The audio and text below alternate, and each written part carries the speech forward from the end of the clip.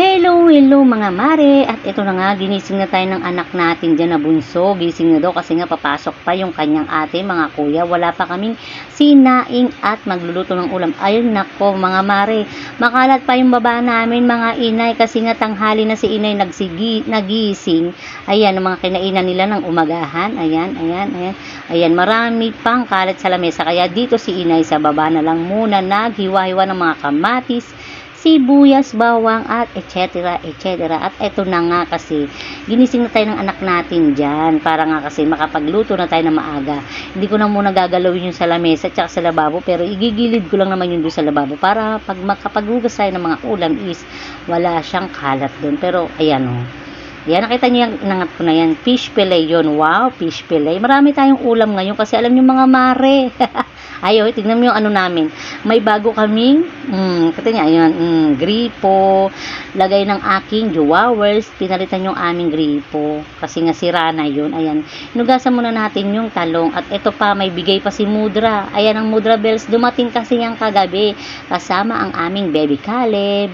Galing sila ng bakasyon. Galing sila ng Taguig. Ayun, bumili siya ng alamang na fresh. Iluluto pa namin yun mamaya. Ayan. Yung pakbit na hugasan na natin yan, yung gulay. At itong nasa kawali na to, yan yung fish fillet. Diba? Ang daming ulam ni inay ngayon kasi dumating yung ating sponsoress. At ito, dito tayo sa labas magluluto kasi dun sa loob sa may kusina. Dito sa may kusina namin masikip. Kaya dito ako sa may labas nagluluto. Yan, di ba? Di ba? Si inay nyo, may pinapaliwanag pa ata, hindi naman maintindihan kung ano. Ayan na nga, kasi kagabi nga, bising-bisi si inay, kwento ng kwento, kaya maraming kalat na naiwan kagabi. Ayan. Salang na natin yan, ilagay na natin yung kawali, at si inay konting, may pag-ganun-ganun pa si inay, Sumayaw kasi tayo, pinapaliwanag ko dyan, sumayaw tayo kahapon. Kaso, mukhang nabash tayo dun, ha? Pero enjoy lang naman talaga yun. Ayan. Yun. Pinapakita nga ni inay. Yan. Lulutuin na natin siya. Nagmamadali nga tayo dyan, pero parang hindi halata. Nagmamadali tayo dyan, ha? At ito nga mga mari, mga inay, ayan o. Yung nanay ko kasi is meron siyang hikaw na pinakita sa akin. Ginto naman yan. Kaya lang talagang hindi ako sanay na maglalagay ng mga hikaw, chechibureche sa mga liig, kamay o ano man yan. Lalo sa tenga, nangangati yung tenga ko.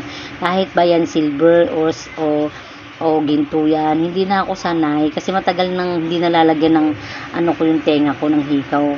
Kasi pag nagkakalaman ng hikaw yung tenga ko is nangangati agad, parang pinapalis ang mumula. Inaalis ko na kaagad. Ayan.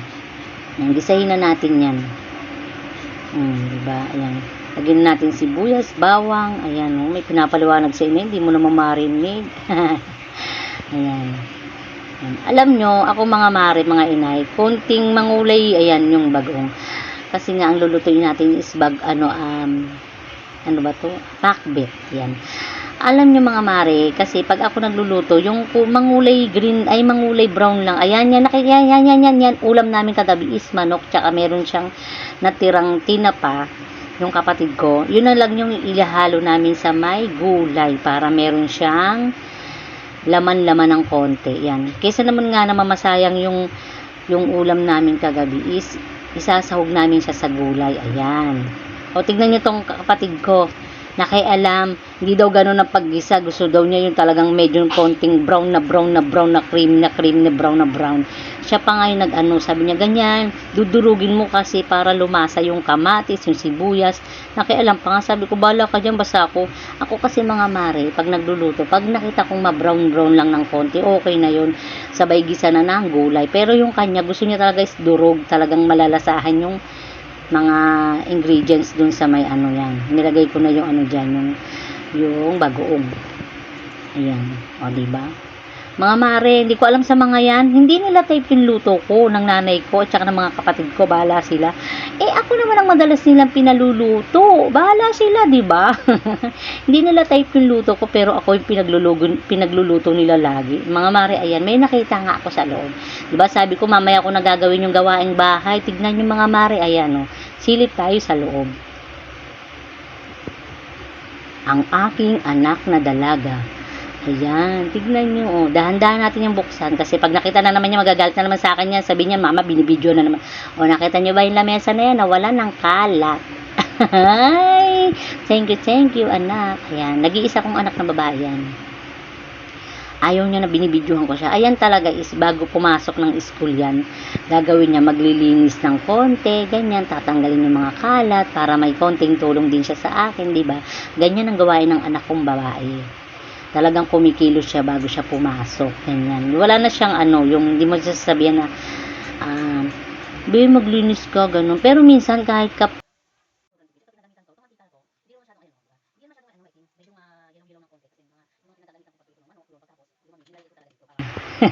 at ayun, nakita niyo ba yung mantika na yun? Ayun yung mga lalagyan ng mantika ko na yung mga pag nagprito ko is merong natitirang mantika. Doon ko sinasalin kasi sayang din.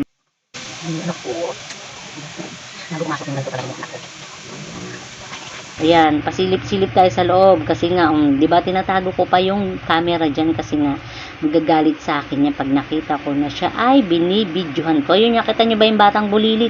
Yun yung kararating lang ng bebe namin. Kararating lang nila kagabi. Kaya naman si inay nyo, ayan, di ba? Thank you, anak. Ayan, ganyan talaga siya. Bago siya pumasok. Ayan, lagay na natin yung mga gulay. Inay, ang tagal-tagal mo magluto. Dami-dami mo kasing pinagdadaanan na kwento, proseso. Ayun yung nanay ko. Kasama nung anang pamangking kong si Bebe Khaled. Silang dalawa yung umuwi. Hinatid sila nung papa niya at saka ng mama niya, si Bebe Khaled. Andito sila kagabi, yung mama ni Caleb at saka ng papa ni Caleb. Ayan, umuwi na sila kaninang madaling araw kasi nga may pasok sila. Hinalo-halo na ni inay yung kanyang mukhang masarap ba yan, inay? May pa okay pa. Ayan, silip na naman tayo sa loob, di ba? Ganyan ang ginagawa niya bago siya pumasok ng school. Di ba? Hindi ko sa inaano, pero talagang pinagmamalaki ko yung bebe kong yung anak ko. At ito na nga, ayan.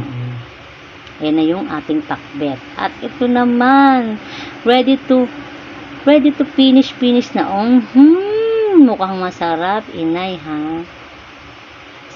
Masarap yan. Syempre, luto ni inay yan. Ibala sila kung ayaw nila sa luto ko. Basta ako ang nagluto tapos. At ito na nga, ayan. Ay, nako, tignan nyo mga mare. Hindi pa nga ako nagkakapi niyan. Magkakapi pa lang ako ngayon habang nagluluto. Kasi nga, ayan, pinakita ko sa inyo. Kasi kagigising ko nga lang talaga dyan. Wala pa tayong kapi-kapi. Diretso na tayo sa gawaing bahay. Pero okay lang yan. Tapos mamaya is, magpapahinga na lang tayo.